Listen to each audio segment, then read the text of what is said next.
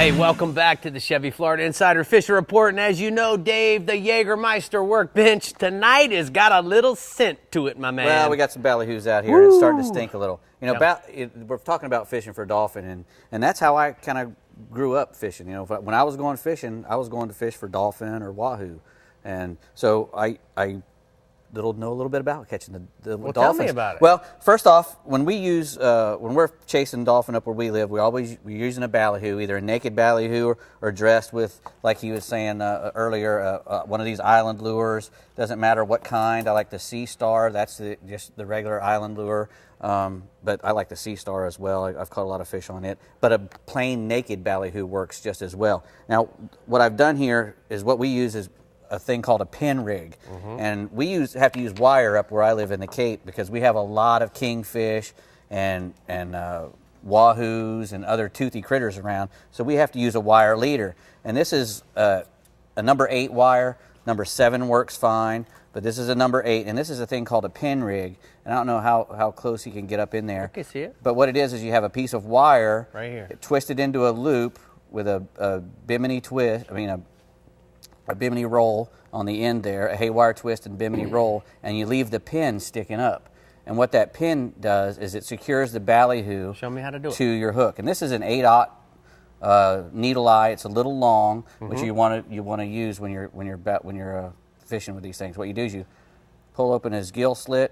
Right. First off, actually, what you want to do is you want to measure to figure out where you want to come out, which is always a good idea first. Put the pin up where you're going to put the pin and hold your thumb down here where you think that sucker is going to come out. Right. And that's where you want to try to come out.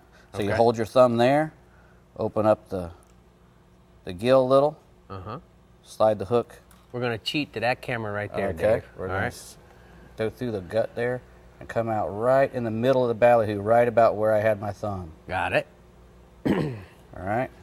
Great. Pull it down and pull on the hook end. Try not to push it down. If you pull on the hook end to get your pin in the right spot, and then you slide the pin up in and close the ballyhoo's mouth.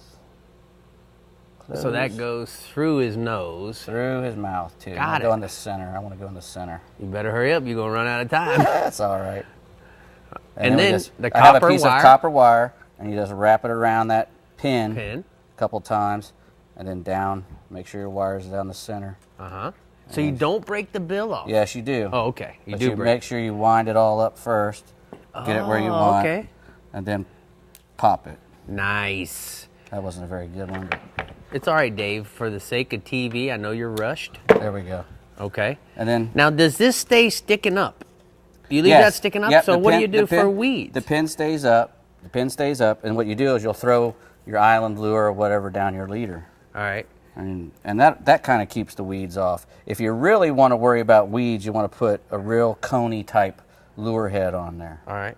And so you can also make this with a weighted version and a mono leader. Correct. If you don't want to use the wire, which can affect your hookup at times, what you do is you use the same kind of thing, except you use a 130-pound mono, and you use some mono wire to make a loop and put your weight underneath the pin. See, I've crimped the pin in the same crimp that I used to crimp the hook onto the mono. And that's called a mono pin rig, and you put him on the same way, and that'll swim with the hook down and out, and when they eat it, hopefully he'll be on. You know what? This is so good that I'm going to change your schedule a little. Normally we're going to talk about new products, but we didn't get a chance to talk about all that stuff. So guys, you're going to have to, we're out of time, but when you come back for the new products a little bit later, we're going to talk about all these lures, and we'll talk about the new products in another week. Whatever you want to do. This is such good, valuable stuff, and everybody likes the dolphin fish. Great job. I wish we had more time. We could do a whole show on this.